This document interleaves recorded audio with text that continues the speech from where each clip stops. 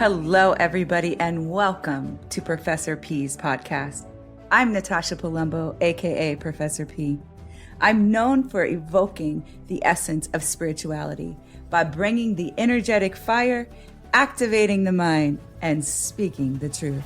I'm so honored that you are here with us today. I thank you for joining.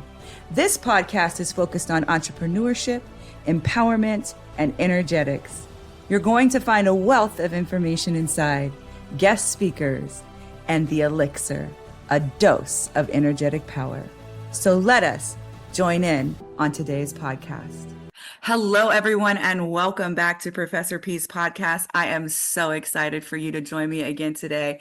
Listen, thank you so much for all your love and your support and all the comments, and I love that you're getting so much out of each and every episode. You know, I put my whole heart in it. I've been extra transparent as of late and really putting in a lot of intention, even extra intention in these episodes. And so I really love that you are getting so much. I appreciate each and every one of you out there. I am bringing you a guest speaker. This is going to be my last podcast for the spring semester. I actually might have a PS message that might come after this, so stay tuned. But I am wrapping up the spring semester and we'll have a short summer break. And after that, I'll be back in the fall for more of Professor P's podcast. I am really excited about this. So this is my first male guest, everyone. Chanowk Yisrael is a dynamic land steward, community leader, and advocate for food sovereignty and the benefits contained in the top 6 inches of soil. As the co-founder of Yisreal Farms in Sacramento, California, he has transformed a half-acre urban plot into a thriving community resource that addresses food, apartheid, promotes ecological stewardship, and is transforming the hood for good using agriculture to engage, employ, and empower communities. He has a background from corporate America that he transferred over into the backyard garden to urban planning and farming. He is a steward and a testament of his commitment to creating sustainability and equitable food system. He is known for community engagement, education and advocacy, leadership, policy influence, and expansion throughout his farms, his community, and multiple locations, and impacting so many people. Welcome to the show. Welcome to the show, sir. Tell everyone a little bit about you. All right. So, one, first of all, I just want to thank you for having, for having me on the podcast today. You're welcome. I feel good about that, and just want to just kind of bring in some good energy for everybody that's listening, and just everybody, just before we get started here, just take a deep breath and kind of lock in, because we're gonna go, because I'm an agriculturalist, farmer, land steward. We're gonna go deep. We're going to plant seeds, and we're going to seriously talk about where we are today and where we need to go in the future. But before I do that, let's talk a little bit about myself. So I'm born and raised in Sacramento, California. How did I get into agriculture? I guess that might be one of the best ways to do it. And it started right around probably about the age of 16 when I read a book called The Autobiography of Malcolm X. And that book was so impactful to me because previous to that, I was what you would call a juvenile delinquent, got into a lot of trouble at school, ended up going to continuation high school here in Sacramento. And then, by some grace of the Most High, I ended up taking what's called the high school proficiency exam. So at 16, I was in Sac City College. I took business classes, got student loans, all those different types of things. And then this thing tripped me out. And I ended up working at Kinko's. That was one of my first jobs. And the thing that blew my mind at Kinko's, I got the job because I knew somebody. So here I am working at Kinko's, and all the job applicants were college grads. All of them, everybody was trying to get a job at Kinko's. And so I would stop and talk to them, and they would be like, well, I went to college, I got this liberal arts degree, I got this business degree, I got all these degrees, but there's no jobs for me. And so at that point, I started to realize that having a degree doesn't guarantee a job. And then at the same time, I realized that working at a job doesn't make you rich. And so when I started to realize those things, it was really, really important as it relates to where we are today, because I ended up working in the computer field. I ended up working in the computer field after Kinko's. And the reason how is because my dad bought me a computer, and I used to just take the computer apart, put it back together, take it apart, put it together. And so I ended up catching on to the IT, or if you can go back that far, I think it was probably about 2000. Everybody was still using flip phones back then, and using the flip phones. There was this crazy idea that one day we're going to get these flip phones to get on the internet so that people could check their email. And we all know where we are now with cell phones, but I was there at the absolute beginning when the first phones got on the internet. In fact, I was part of the technical support at AirTouch, which became Verizon Wireless. And so that's so important to this whole journey and who I am, because it was at that point that I realized that, I need to do something different, especially when it comes to, where the world is going. Because back then, and I can talk about it now, they showed us prototypes of what you see iPhones now. And they were saying, right now, we're only getting on the email. But at some point in the future, you're going to be on email. You're going to be buying stuff from your phone. You're going to be doing everything that you do with the computer on your phone, and it's going to be attached to everybody's hip, and everybody's going to be quote unquote, people won't be able to live without it. So, that's a little bit about myself, a little bit about my background. And from there we can kind of go into how specifically I got into agriculture.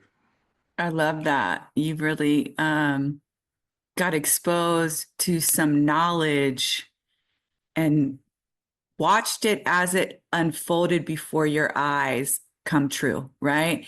Yes. And what a different perspective you have, which is what draws me to you. We met through the core program and through the Urban League there in Sacramento, me coming in teaching workshop.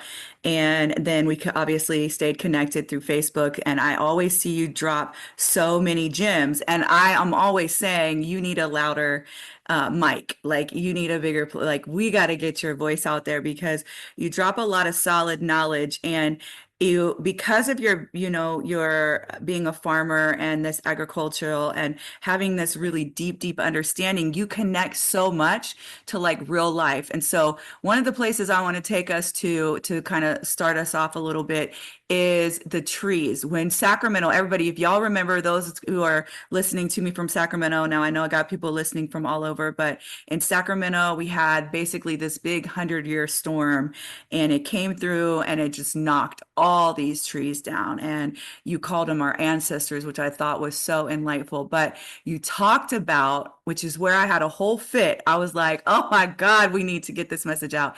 You talked about these sucker like limbs or whatever. So, I'm not the farmer, so you'll have to fix anything I say, right? But Sure, these sure. sucker branches that were on the trees that actually made the tree weak, and how you related this to how suckers get attached to people. Now, I would really love for you to kind of spin off on that and tell me just a little bit more of that ideology, like that thought process there, because honestly, it's so real. The other thing I remember, and I was like, that's me, is how you can take a branch and you can replant it and it can gain roots and you can create a whole new tree system from it. And, I totally believe that that's what I'm doing as a generational curse breaker and blessing maker, and how I'm leading the way to have a different life for my children and myself. And obviously, my grandson's now with us, and future generations will come, and, you know, this new tree. So that's really one of I mean, you have a whole bunch of other things, but that's one where I really want to start right there and have you just tell me a little bit more, tell my listeners a little bit more of, again, that ideology right there, that perception and perspective. Okay. All right. Well, let's talk about trees for a second. So Yeah. trees in general, just trees in general. So what we'll do is we'll kind of start in the spiritual, and then we can talk about the practical. But Yeah. when you think about trees, trees are one of the most significant and widespread symbols, right? If you're into the Bible, there was what? Two trees in the Garden of Eden, right? There was a tree of life, and then there was a tree of, knowledge of good and evil. And there was this idea, don't eat from this tree, eat from the other tree. That's one thing that you see. But let's just kind of talk about a tree for a second. Trees are very long lived. Of course, we have the redwoods that are up in Northern California, where you've got trees up there that are over 800, 900 years old. Also, you have this idea that, some trees, or deciduous trees that they're called, every year they lose their leaves, but the tree doesn't die. It's just a dormant stage that it goes through. And then, of course, the leaves come back, they collect, suns, photosynthesis takes place, the tree grows. So what you look at with the tree is you see this idea of birth, death, and regeneration every single year that takes place. And so even the shape of the tree, its roots bound to the earth, but then it's growing vertically into the sky. All these different things are the reason why when we talk about trees, we're like, okay, trees are very, very important. But in the case of the suckers, let's talk about that. So when a tree is growing, you really have to think about this thing called pruning. In order for a tree to grow, you have to cut it. You can't just let it grow because it'll just grow and look all different types of ways. You actually have to shape its growth as it grows by this process called pruning. And so when you prune, you're actually chopping off one piece in order for it to send out other branches. So when you think about a tree, you're also thinking about a symbol of a library, right? Because what do you have in a library? What does it have? Different branches. So what you're really talking about is a container for wisdom. Mm, And so if you ever cut a tree, you see powerful. that trees have rings. And by looking at the rings, you can tell how old the tree is, what it's been through. And you can tell, so like, for example, if one year there was a drought, it will tell you on the rings. If there was a fire, you can tell by looking at the rings. If there was an actual abundance of rain, you can actually tell by looking at the rings. So trees contain wisdom, which is something that's long lived and takes time to develop. Wow. So when I was talking about that particular tree, that tree was in the place, a garden that we steward that's across the street from our farm, and it's been there for at least 25 years. And because of that rain and because of that wind, that tree fell and it was done. That was it. That's the end of that tree. And of course, me looking at a tree as this depository of wisdom, that's one of our ancestors. Because if you could talk to the tree and the tree could talk back to you, imagine what I could have known about the space and the area in which it was, which we had only been in the, we've only been in that space, or had only been in that space for probably 7 years. So there was a whole bunch of things that happened around there that we weren't there for. However, of course, one thing about that particular tree is that it was a fruit tree. And so when a tree falls and dies, you can clip off pieces of the tree and you can do what's called grafting, where you take pieces of a tree and then you put it onto another tree. I'm trying to simplify it as much as possible, but you basically take a piece of the tree and then you can cut another piece into the tree and then almost kind of fit it in with some tape, and then eventually over time that tree will then grow together with that piece and it will become part of that tree. So then that graft can take advantage of the root system and all the nutrients flowing through that tree to continue that tree's growth. And that's called propagation. Um, Now, when we talk about suckers, well, you only want to, especially when you're talking about fruit trees, you're only wanting to grow a tree that gives fruit on its branches. And the branches that don't bear fruit, those branches are called suckers. And the reason being is because they take nutrients away from the overall energy source from the tree. However, they don't give you anything back, they don't produce anything. And so as a result, if a tree has too many suckers on it that have not been cut, then that tree's production will be stifled. And if there's too many suckers for too long, that tree will die and it will Woo. not produce fruit. Hold that for just a minute. Let's just hold that. How many of y'all out there now? Y'all know I love this part. You know I love to ask. Oh, your hands are already going up. You know you got a sucker attached to you. You Exactly. know your family has had suckers attached to them. You know your lineage has had suckers attached to them. And you are so tired of having these suckers because, like you said, they are literally draining. They are taking away. They do not give. They have been taking away from you. They have been taking away from your family's strength of their lineage. They have been taking away because they were not cut off. They were not this tree was not properly pruned. And now it's time to properly prune your tree, everyone. It's time to cut these suckers off. And even if you have to go get grafted to another tree, it is possible to come out and be a strong tree again, sucker free. Like it really is. And I don't think people understand. This is where I about lost all of my marbles. When you were like, it takes from it, it doesn't give. And I'm like, that's people need to understand they've got suckers on their trees. How many? Yep, I see you. I see you too. Yep, you got suckers. They're taking from you, and you're so used to it. How long does the tree stay used to that before it does finally fall? You know what? It really just ends. Yeah. Because here's the thing.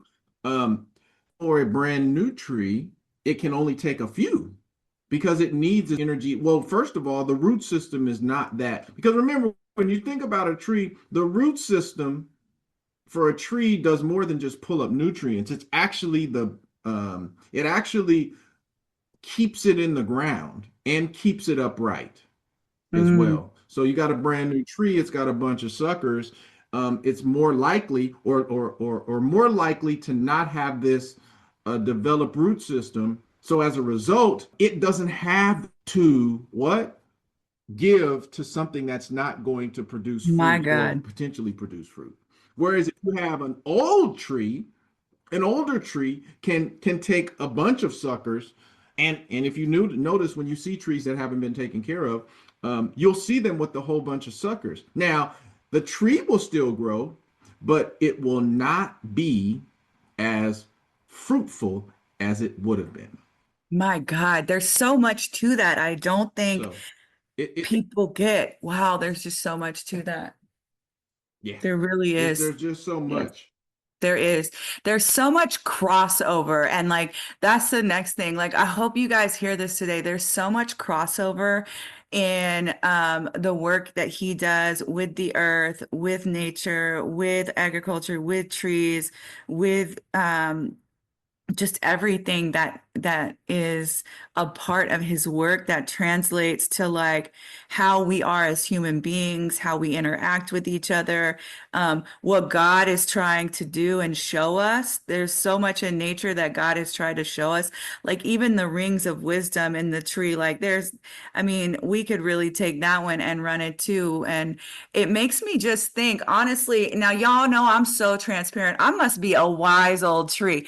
Okay, because I've had my share of suckers. Okay, can I just be honest? I'm not afraid to tell a story. Let me tell you what, I'm not afraid. Because if I don't come to you with the real, raw Mhm. truth, why are you even listening to me? You're here to listen to me and you're here to get this because I do speak knowledge, because I don't walk with any shame, right? This is my story, right? Like, I just think to myself, I can't even believe I'm still standing, but I'm tired. Can I be honest? Right? And I've worked really hard to self prune. Right? To self prune and to also have God prune me too and give me the power to go and do the hard work to cut, right? And then he's had to cut some things out of me. Don't be afraid to let God cut you. I literally laid on a table and had a root cut out of my hip, right? That was sucker placed by generational curse, right? That was unfortunately bestowed upon me through being abused by my grandfather, who was an habitual abuser, right? And so I had to go lay down and get cut. And God told me, this is how I'm going to take it out. I'm going to cut the root out of you. Like, this is how it has to happen. And I fought it and I didn't want it. I've it was so upsetting, but I had done so much pruning through the work that he showed me how to do. Because the way out is within everyone. The deeper you crawl within, the more free you become. Nobody's coming to save us. That's already been done, especially those who believe in the Bible, which y'all know that I do. And that's how this word comes out, right? Like you got to learn to be able to go out there and put the knife in your own hand by saying, no, I'm not going to take these suckers anymore, right? Like, I'm going to cut these out of my life, giving them the gift of goodbye, like I said, setting in the bell of the well until it's time for you to be vomited out onto the shore and walk into your promised land. I really see so much crossover, and I appreciate you sharing that perspective. I am going to shift us a little bit because I want to kind of maybe rewind us back to what you were saying in the beginning of kind of like what you were exposed to, what you saw, and where we are now, and how that translates to kind of where we're going and what we need to do to be able to prepare for where we're going, which we have homework for that, everyone. I just want you to know we got some fire homework for that. So that's forthcoming. But why don't we come back a little bit and say, you were exposed to this with the phones and how you've seen that progress.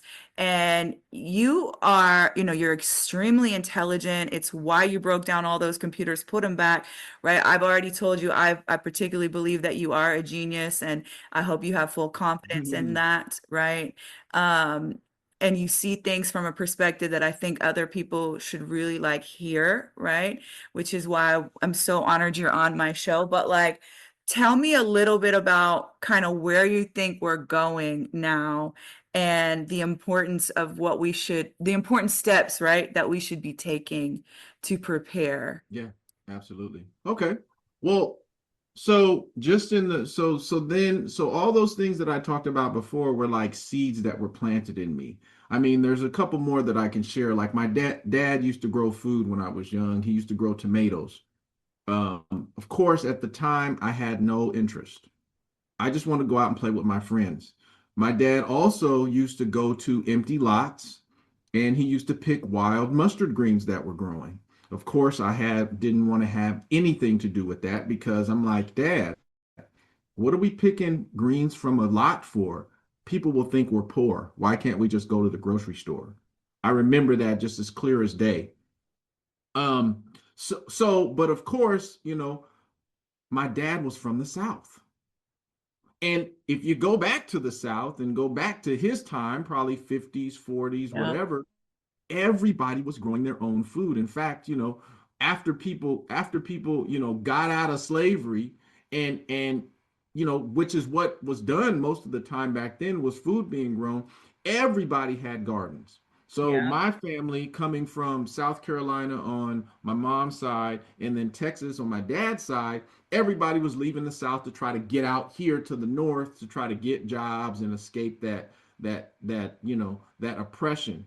But when they got here, they still had culture with them. So they had to grow gardens. So my dad's step was growing gardens, all that stuff. And then, of course, the change factor, or why did I decide to make the change from corporate to soil? 2008. 2008 happened.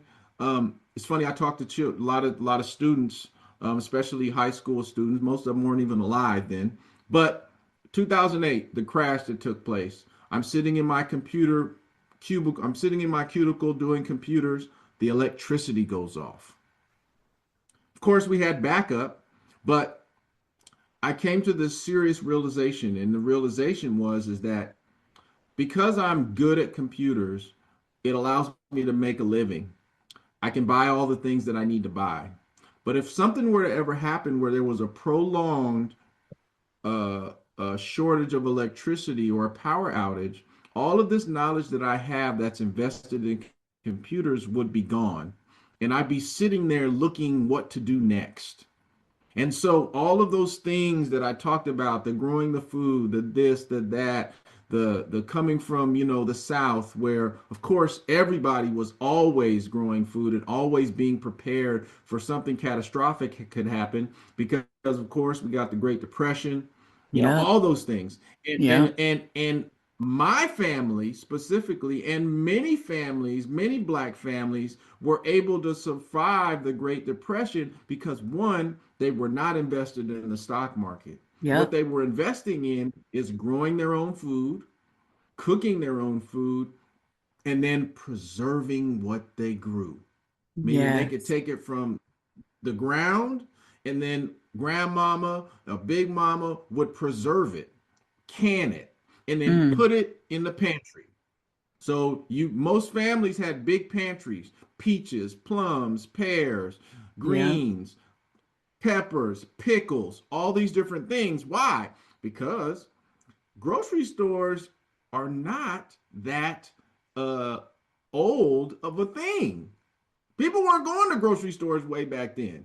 You grew Right. food, you ate it, or you went and traded it and got it from somebody. So 2008, all these things, it's like butterfly effect. I'm like, man, I'm useless. And if anybody's seen that movie, Leave the World Behind, then that movie is about, what would Yeah. people do when the world ends? And I was the guy with the cell phone that without the cell phone, I was totally useless. And so from that point, I started to say I need to start doing more about being self-sufficient and taking care of my family. I'm supposed to be the head of my family, the leader of the family, and if something happens, I could tell us about computers that can't work, but I couldn't grow food. So I was like, okay, I need to start getting in my backyard and start growing some food, and that's exactly what I did in 2008. And I failed miserably the whole time. Probably, I think the first two or three crops, I just failed miserably because one, being in the computer field, you kind of have this mechanical view of everything. And so I'm looking around, I see trees growing, I see grass growing, I see stuff growing. That's going to be simple. You just take a plant, you put it in the ground, and then you water it, and then it grows. And that's not true. And most of my crops were dead. So I had to end up uh, learning. And what I learned there is really the backdrop of everything else that we're talking about in agriculture, which is I took this class, I went to Northern California, took this class from this guy, and he said, plants don't need you to grow. Plants need an environment. And it's your job to make sure that they have the right environment to grow. And that Wow. has to do with taking care of the soil. You take care of the soil, you put the plant in good soil, the plant automatically inherently knows exactly what it needs to do with all that good soil and those good nutrients in that soil to produce you a harvest. And from there, I came back and I started to implement those things. And from that's when everything started to blossom. Everything started to blossom and everything started to grow. That's wild. There's so much to that too about the soil and the soil of our hearts, and the seeds that are in there and the weeds that get in there and the seeds, some of the seeds in people's soil are not good seeds though too, They have a seed of feeling like they are less than, and something shows up and then it pops that seed out, and it comes from childhood, honestly, where things were spewed over them. I was even thinking Right. today about a root that I have. Like, I had a thought today about a root, and I was like, man, did I just discover a root or a seed to something? I said, man, I think I have, from back when, again, I was abused as a little girl. And I've done a lot of weeding and actually, I've pulled up many a root with a bare hand. Okay. Many a root with Mm-hmm. a bare hand and put in some good seed. Because I believe in my soil, right? I believe in my soil. I think this is the seeds that it's super important, what kind of seeds, and getting those roots up and then planting seeds of safety. I love what you said, like the plants don't need you to grow, they need you to take care of the soil. So, again, listeners, what are you doing to take care of the soil of your heart? What kind of environment are you in? Are you in, toxic environments out there? Are you in nourishing ones? Is this feeding your garden? Is the environment around you truly, allowing your soil to be the way it should be, properly cared for? See, that's the thing. I really, honestly, we do not care for the soil. We're not in relationships or partnerships or work or a lot of so many things that are not taking care of our soil. They're not the right environments, right? And we've got this kind of like broken soil of sort, dried soil, and it's really hard to manage for people. That's what I see for a lot of people out there. And it does take a lot of work to work with your soil. And so you basically had this epiphany, and then that changed your perspective. You started really grinding in on more environment, right? And the caring of the soil Yes, and learning about soil, and learning that it comes from there. And that has led you into your work today, right? absolutely. And at the same time, I also realized that the because once again, I mean, if you really start to go back to it, what we're really talking about is relationship. Growing food is just you're entering into a relationship with this plant that has needs, and you're taking on the responsibility of one, making sure that you know what the plant needs, and then entering into a relationship to say, I'll give you what you need, and then you'll give me what I need, which is the harvest. So then I had to start re-evaluating my own relationships, first with myself, and then of course with immediate environment, people around me, even pastimes. And I started to realize that my and the thing is you were talking about relationships and you're talking about people. There's been a protracted effort to make sure that people do not have a good relationship with themselves, which then ends up with them projecting that onto the environment around them, Hmm. and as a result, leads to generational trauma. It leads to toxic relationships. It leads to suckers. It leads to all these different things. And this is done on purpose. That's so heavy because it's truth. See, truth does not require you to believe it to be true, everyone. Only a lie, demanded as truth, says you must believe me. But truth is truth. Whether you believe it or not, it's truth. And I'm going to let y'all know that is some deep, deep truth right there. That is some deep, deep truth. How is that done? Please, because here's the thing. We are what we would call woke, right? You and I, we're woke. Oh, My man. listeners are awakening. Oh, I love you, everyone. And some of them may even be woke already, but I know for sure they come so they can get a taste of the awakening. Oh, I feel you. Yes, I see you. Thank you. I feel you. Yes, you're here. Yes, I see you. Yes, I feel you. I know they need this. We don't speak this enough. I'm out there and I swear I'm a disruptor because I'm gonna say it. I'm gonna come out and I'm gonna eventually say it, right? Despite me even working through my own suckers, you know what I'm saying? And my own hard work. Because if I'm out here working hard to kind of break through and wake up and be woke, I damn sure want to try to put out my best effort as a teacher, as a professor, to stand ground and to be able to, have a place to speak about it. But what does it mean?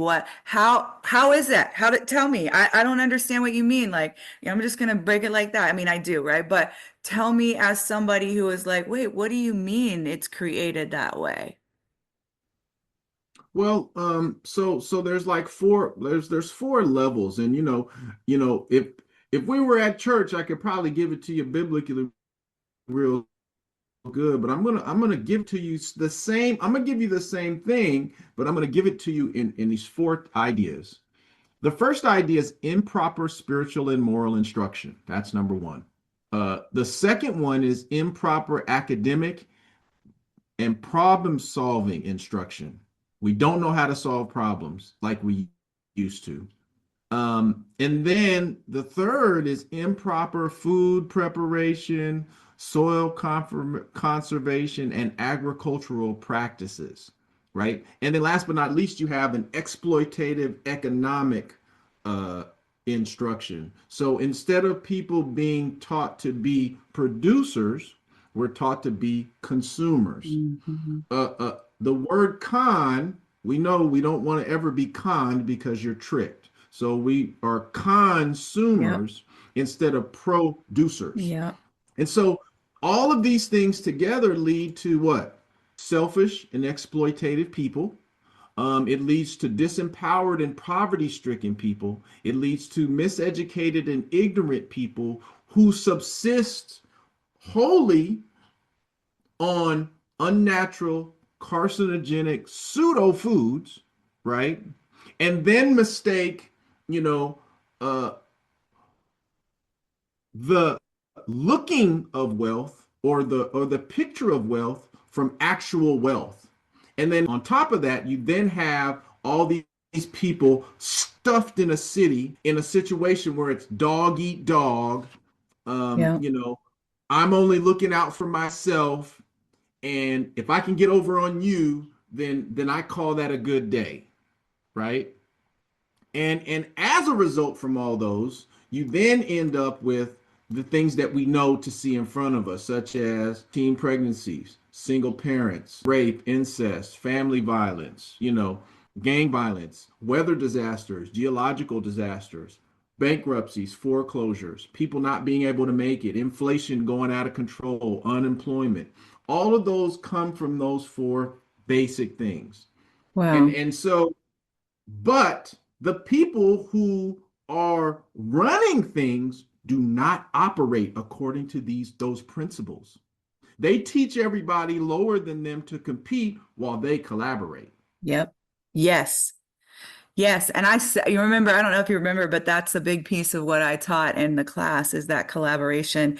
As empowered individuals, we collaborate more than we do compete, right? I mean, that's what we do. That your collaboration is the key. Like the big guys are collaborating all the time. Why? So they can have more market share. That's what they're after, more market share. So they are collaborating. And if you go back and you really look at all the companies like are intertwined together, you can see that there's only a couple major players out there who own everything, right? Right. Just it's just an illusion that there is, that things are different, right? No, I was telling somebody, I said, did you not know that Chipotle is owned by McDonald's? They were like, no. I was like, yeah, McDonald's owns Chipotle. Did y'all not know that this company owns this one? Did you not know that? Like, you really should pull it back. And then when you pull it back to that, it actually goes to families who own everything, right? And the top elite families that are actually Absolutely. the mass controllers. Absolutely. And I have said this from, I mean, I say it all the time. I was like, this is a bigger, well, you said something earlier. I'll actually say this. And you're like, if we was at church, I would go biblical on you. We can go biblical anytime because this is like mini Professor P church too. Because I'll run around my own little church here inside my head. But Mhm.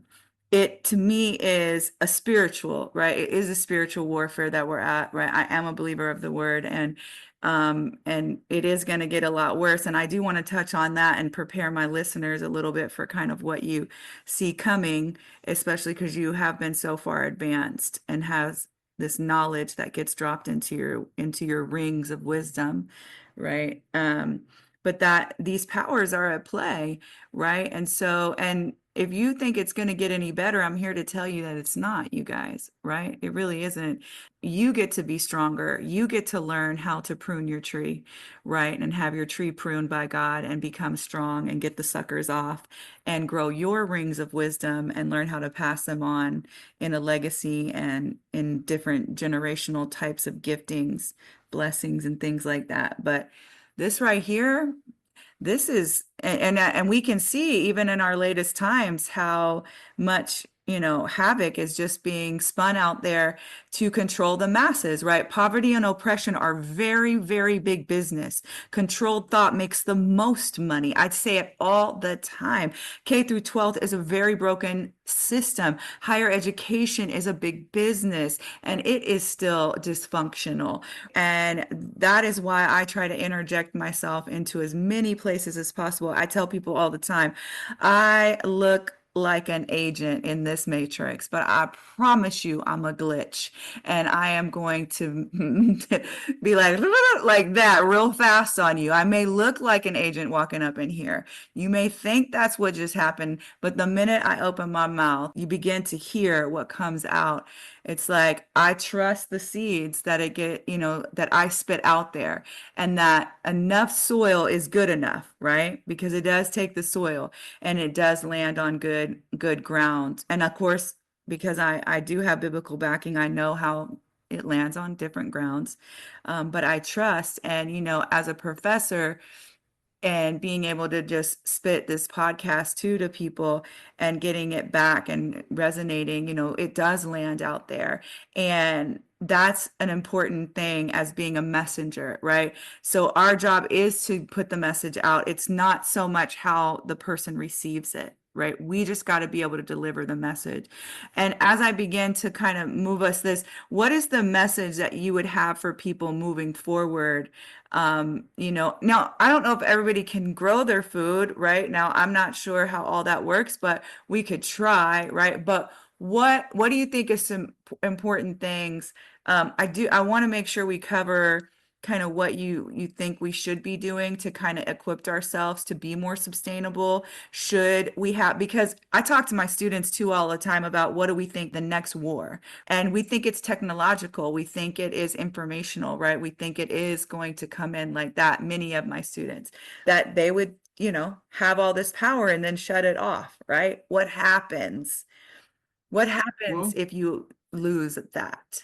well, I just want to touch on something that you just said, and I think that can kind of frame the conversation where you talked about higher education. You spoke about it, but let's really talk about what that means. Because if you go back in the United States, because well, first of all, we do need to understand that we're in the middle of a revolution right now. And if we don't know what it's called the Industrial Revolution, which means that the way that we're doing things now was not always the way that it was done. And so it was an experiment. Mm. And here's what the experiment required. The experiment required first men to leave their houses in the morning to go to a job and to be at that job away from their family for 8 to 12 or however many hours, and then come back home. And while they were doing that, they were, obviously working, but they were working for money. Now, previous to the Industrial Revolution, people didn't work for money as much. They worked at home. So you were closer, i.e., lower to the ground. So let me give you an example. Let's take durability, or let's take the bottom. What things can we get from the earth? We've got food, of course. We can talk about food. But what else? Growing food is a part of agriculture. When you build your house out of wood, that wood was grown somewhere and then chopped down and then made into lumber, in which you then build a house with it. So agriculture also includes lumber. Agriculture also includes, let's think about anything else you might get out of the earth. So let's say, for example, if you want jewelry, you get gold, you get silver, you get platinum, you get all of these different metals out of the earth, which then can be fashioned into things such as cars, right? So before the Industrial Revolution, people were working closer to the earth. They were taking the raw materials that the earth provided and then fashioning them into something that would then be useful for people. That's what we did to survive for thousands and thousands and thousands and thousands of years. That was the basis of what everybody did with their time. Now, above that, you then have people, like certain type of societal functions. Like, for example, let's say for a lawyer doesn't work specifically with, the natural resources of the earth, but because of the value that's provided as a lawyer, then the lawyer could either then take that skill and barter from food from a farmer, or could use that to earn something of value, which was not always paper money, and then take that and exchange it with the farmer, the timber person, or the jewelry person, and then get the things that they need, right? And then, of course, going up a little bit higher, we're saying higher education, you had people who were like research people or people who did what we call now knowledge work. Most of the society was on the lower levels, which is I work directly with the natural resources of the world. So then you call it higher education, which is supposed to be good. But most people, the more higher that you get in education, then the more disconnected from the earth you become. That's crazy. That's Sense. wild. Right. So is it really higher? Because now you know how to do what? Get a job. And of course, whatever it is that you're doing, getting a job is fine. The day you cannot survive unless you find you a farmer or find the products from a farmer or somebody else that practice maybe forestry because they have to cut a tree down, mill it into a piece of lumber. And then you have to have somebody who knows how to take the lumber and then actually build the house with it. So without your carpenters, your welders, your tradespeople, the majority of the society that we live in would have no ability to survive. And then when you get higher in education, you look down on those people. Farmer, they're stupid. They just grow food. These tradespeople, they're out working every day. I have a degree in this. And it's really it's a racket because remember, you go to school to master BS. You become a master in BS. And should the lights go out and there's no electricity, and whatever, the average person would not know how to take care of themselves and survive. I'm a So where master are we in going? BA. I just want to say that. I'm a master in BA. I'm not a master Okay, in well, BS. I'll give I I'll just give need to I put that out there. and I'm not, and believe me, I'm not knocking school because there are many things that you do have to go and get trained to do. But when we're talking about where we are right now in the world and where we're going to be going, which is prices are going to get higher. Um, we saw what happened with COVID, how, this pandemic was able to short circuit the whole economy. Of Man, course, 2008, we saw the money was devalued. It was the end of the world. We saw mass hysteria behind, who was that? The auto industry had to get bailed out. Everybody had to get bailed out. Otherwise, we would have had a reset back then. So everything that's happening right now on a day-to-day basis, even though they call it politics, is trying to stop the world from ending because we don't produce anything in the United States anymore, and right. we're dependent on all the other nations to produce and send stuff to us. And if that stops some kind of way, then we'll be in big trouble. There was a time when the United States was a powerhouse of production. That's not the case anymore. So, because of that, we now need to start thinking about how do we, if there's this big reset that takes place, how do we stay durable?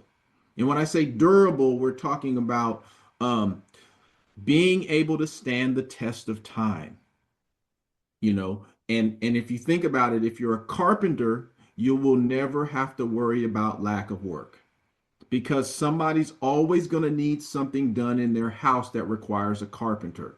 If you're an electrician, if you're a person that can fix a roof, you can fix a HVAC system. Anything that you think about from the trades, as long Trades. as there's people living in houses, you will need them. And if you're one of those people, guess what? You will never have to worry about how you're going to Yeah, I make it. love the trades. I'm a big supporter of the trades. I've done actually the last big contract work I did was helping women get into manufacturing. And I'm actually working on a grant right now for HVAC. And so I've been in the energy and trades industry for, well, probably about a decade, about the same amount of time as I've been teaching, because that's when I started working for CalCerts, which was a HVAC training facility, and they were HERS providers. And I went and worked on some grant work for them. And so, yeah, I'm a big promoter that, and we don't actually have enough people in the trades.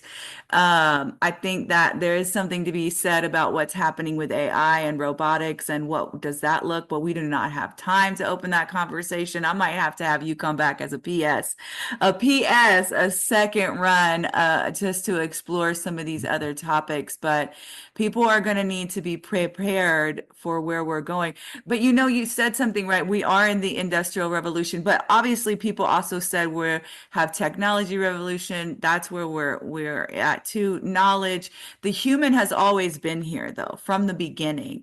And I don't want people to negate the power of the human economy and really understanding that it is the human, but we have to stop demoralizing ourselves. We have to become empowered. We have to take our rights back. But I do have concerns with humanity, a lot of them actually, and I just try to pour my heart in and provide resources to help people, particularly because my lane of work is trauma, right? And really helping people come through what they need in order to do business, to do, the calling that's on their life, or to have the healthy relationships that they are hopeful to have, is because it's all stemmed to, the trauma and everything. But I do wonder with where we're going, and let me say this too. The homework that you have for everybody. So I want to talk about that, and then I'm going to have you do like one little last point, and then we'll wrap it up. But the homework, what is the homework that you have for them? Can you talk it through? And I have it. It's going to be in the transcript, everyone. But tell us what that homework is. Okay. So there's this book that I have. It's called The Resilient Homestead and Farm. He's actually built a thriving farm, not really a farm, but more like a homestead where he's totally self-sufficient. And that means that lights go off, everything crashes, they still function. That's what we mean. Food, clothing, shelter, wood. They live in a place where it's snowing, so they can heat themselves, they can heat up their house, wood burning stoves, the whole nine. They got it. And so he's got this test, and in his book, he's got this test. And so the test basically it assigns numbers to different things. Now you're going to have things are how do you respond to new challenges, which is a set of points. But then there's also things such as, okay, do you know how to, for example, go outside where you live and find 10 ways to be, or 10 plants that you can eat, from memory or just on sight. Now, of course, I can do that. I couldn't always do it, but I can do it. And then it assigns points to those things. And then it says, okay, the points, you're either a liability and a burden in times of trouble, or you're at one extreme, or you're somebody that other people that will be able to rely on during times of trouble and Mm. and what have you, and disaster. Mm. And so I've been taking this test now for the last 5 years now. Maybe not 5 years. Let me think about it. Maybe 3 years. And so every year I make a commitment to myself that I'm going to get a better score. So it might be this year that, you know what, I want to learn how to grow and be able to preserve 2 months of food. Next year, it might be, you know what, I want to learn how to change a tire or change a flat or change a spare. Or I might want to be able to learn how to change oil. I mean, of course, there's some extreme things like, can you cut a tree out of the woods and stack wood to be able to, you know, burn a fire for 6 months if you need to. But then at the same time, these are things that you can actually start to look at to say, oh, if I'm going to be the type of person that can survive, should there be a disaster? Should there even be another Great Depression? Here's some of the things that I should start to become familiar with. And then taking it even further, even if I don't become familiar with them, these are the type of people that I need to start putting in my circle or developing relationships with or becoming allies with, so that you form this type of networked community that has these different types of people that you'll be able to say, hey, you know Yep. what? I may not have, money, but I have this, or I may have money. And then with that, we can make sure that we can get these things so that we can survive. So it's a test. It's very eye-opening. Yeah, and it's going to be in the transcripts, everyone, and I'm going to have it for you. But, some of it, and this is kind of where I was telling you earlier about as I was thinking about the podcast today and kind of the direction, and, we really have this organic flow, and I just appreciate, like I said, those rings of knowledge. I think you got 1,000 rings in you, I feel like. But like the tree with all its beautiful rings. I'm distracted because I'm thinking about the trees again. Then I'm going to say this other point, but I was so drawn during the pandemic to go see General Sherman. He is the 3,000-year-old tree in the redwoods, in the sequoias. Mm. And I went to see him, and he was so majestic. I literally wept. I'm a tree hugger. I love trees. There's a beautiful tree outside of my Sacramento house. And I always go give it love, and I thank it for guarding my house. And protecting. There's another tree that's next to it, and I always thank it too. But this beautiful, it's an oak tree too, and it's protected, right? And they came and started cutting it one time, and I told them like there's only like once the root gets to a certain the branches, like there's certain things you can cut and can't cut. On the protected trees, I found out as well, and they were just cutting it too much. It was so bad, and it won't, it was bad, honestly. And I was like, that's too much, you can't do that. And I just felt so bad for the tree, but I love them so much, and I was so drawn to General Sherman, and I went to see him and others, and I learned about the rings, and I thought to myself, man, these things have seen so much, those that are thousands of years old, because we do have, right? You mentioned in the beginning about how some of them are hundreds of years old, but there's literally some, the one I saw, Jonah Sherman, he's like 3,200 years old, I think, or 33. Yeah, The other one was like 27. Well, and yeah. now it's been 5 years. So then that means Journal Sherman is probably then 37 years old now. And the other one, I forget his name, but if he was 27,000 years old, 27, yeah, 100 years old, he would then be in his 3,000 years old over that hump, like 32. It's just fascinating, the wealth Right. of it. So their rings, though, is where I'm going, everybody, with this, is the rings were so predominant, and learning about the rings. And so I love how you said that. And this whole journey has been you sharing your rings of wisdom with us. The last thing I want to say is, outside of thanking you for being my guest, is just giving a shout out to your farm, and maybe telling people a little bit about your farm. And I mean, that's your business. That's what you guys do.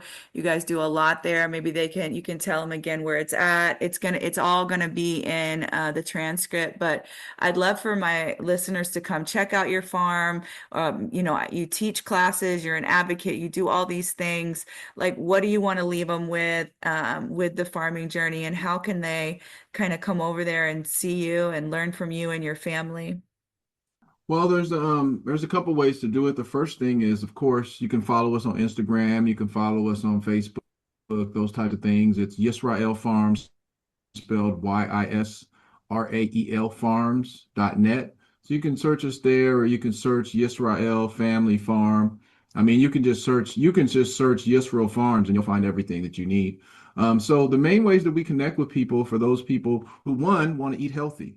I mean, we talked about a little bit, but eating healthy is very important. What you eat is very important into relationship of who you become. So we have a system where you can buy food from us, and other farmers, which we aggregate from. It's called a CSA, which is Community Supported Agriculture. So you can sign up to get a box from us weekly, bi-weekly, or monthly. That's something you can find on the website. If you're looking to grow your own food, and you want to learn how, then we have what's called Turn Up Tuesdays, not turn up, but turn up. Um, Turn Up Tuesdays, where we open up the farm, and you can come out and just kind of get in the dirt with us. And whatever it is that we're doing, we could be seed saving, we could be bed prepping, we could be transplanting, we could be starting seeds, any weeding, you name it. We could be doing something, and you could take part in that. Also coming in June here will be June, July, we'll be starting an on-site farm stand, which is also going to be at the farm. So if you don't want to necessarily commit to a box, then you could just come shop with us. And the idea is that we're going to start small with this on-site farm stand and eventually turn that into a small scale grocery store, where you're going to be able to buy food and other staple items from local farmers, as we start to get people prepared for what's coming. Because as we see, food is getting more expensive. Eating out is getting more expensive. It's funny because we never used to do that in the past. Probably about in the 80s, 57 to 60% of most people's food budget was to buy ingredients, fresh things that you would then cook at home into a meal. Very little processed foods. Now it's 60% of convenience processed foods and maybe 20 to 30% of ingredients in order to make home cooked meals. And so, if you want to learn how to do those things, we have events all the time. We just recently had a gardening class, which I also do too. There'll probably be cooking classes in the future. And, we just want to share what we've learned through this journey of going back to the land, and want to share it with as many people as possible. Because if we're not, if you're not, we don't mind losing a customer because you decide to start growing most, if not all, of your food, Come on. because we know that our job is being fulfilled, our purpose is being fulfilled. I love that. I love that so much. Everyone, I want you to go and check them out if you're in the Sacramento area. If you're not in the Sacramento area, well, come on over to the Sacramento area. No, try the homework. You're going to see it inside the transcript. I'm going to have it there for you. Definitely give them a follow on Instagram, all the social medias. That will also be linked in, and go out there and get your garden going, get your food growing. You And I can have start. one more thing. Yeah. I was just going to say that in addition to, the food, because that's one part of the farm. So we have farm to fork, and then we also have what's called farm to skin, for all the ladies. And so, if you've ever had any type of skin situations or sensitive skin, which all of our family has, we make our own soap. We also have body butters, healing salves. We sell tinctures. We take the things that we grow at the farm and we make them into things that you can put on your skin, because that's also eating as well. What you put on your skin becomes part of your bloodstream within 15 to 20 seconds, as opposed to eating, which sometimes takes a long time to, digest. So whether it's going in your mouth or whether it's going on your skin, those are the places you need to protect yourself the most, because there is a protracted effort to try to kill you. And if you don't believe me, next time you read your soap labels, or next time you read your shampoo labels, or all those different things, you'll find a whole bunch of things that you cannot pronounce. In Yep. all of our products, you can pronounce every single ingredient. Yeah.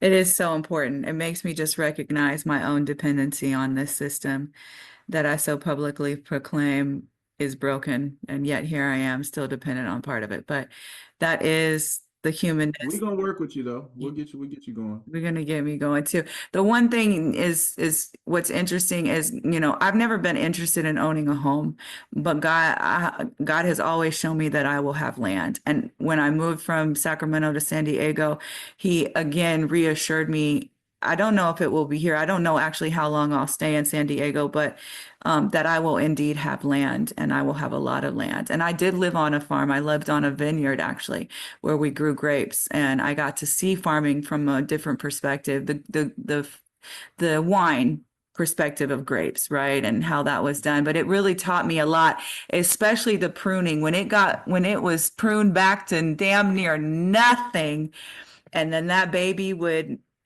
grow like crazy and produce, the highest marking grapes that you could imagine because of the way it was tended and cared for. And so it was about 19 acres of a vineyard and a big old country home. And I loved it. I wanted that house more than anything in that land. And God says that He has something even greater for me, right? We get the vision or better. So I can't wait to see. But when you were talking about, are you going to be one of the people who are ready to help? Listen, everyone, I promise you, I'm going to be one of those people. And my question to you is, will you be one of those people who's going to be ready to help when it's time? I'll be here for you for sure. And I plan to get that land. I know I'll have it because he's already shown it to me. So you never know. I might be a little farmerette after all. And I don't know if farmerette is the way you call it, but I just like to be funny because I was a Smurfette. So, I was a Smurfette, so I should be a farmerette. But this has been amazing. We definitely have gone on, and we really could, as I think your knowledge is like so powerful. Thank you for sharing your, Thank you so much. again, your rings of wisdom to myself and my guest. And keep going, keep speaking, keep doing your lives, man. Please don't stop doing your lives. Go out there, do your lives. God has given you a great amount of knowledge. You are a messenger. And I do encourage you in your voice that you will continue to speak, that you will edify the Lord, that you will teach that Bible that's all written all over your heart and empower people, because we truly are. One of the questions my students ask me, they always ask me questions end of the year. They're like, is the world ending? And I was like, nobody knows the hour or the day or the time, right? The word tells us that. But where we're at, it's been the endings of time forever, right? I do believe we are at the genesis, however, of the end of times, biblically, and it will fulfill itself. Like, that's the part that I don't think people get, right? It will continue to fulfill itself. And I just say we need to empower ourselves and our families to be ready and to be prepared. And that's what your message here today was about. So thank you so much again. I do appreciate you. Everybody, I want you to go over and make sure you visit them, take the homework in, and I will have a little PS message. So in a couple weeks, I'm going to drop another episode. It's going to be short, but I'm going to tell you about a very big tool that I'm working on that's coming forth that's really powerful, and I'm going to be putting out. I've already started phase 1, and I want you guys to hear about it. So thank you again, and to everyone, until next time, we'll see you. Be encouraged. Be empowered. As always, be well. Thanks everyone for listening today. I hope you received a lot out of that episode and are feeling energized and ready for whatever lies ahead. If you did enjoy it, I'd appreciate it if you'd share it out. Thank you in advance for doing so. Please also connect with me on social media, Instagram, LinkedIn, Facebook, Natasha M. Palumbo. And until next time, be encouraged, be empowered, and as always, be well.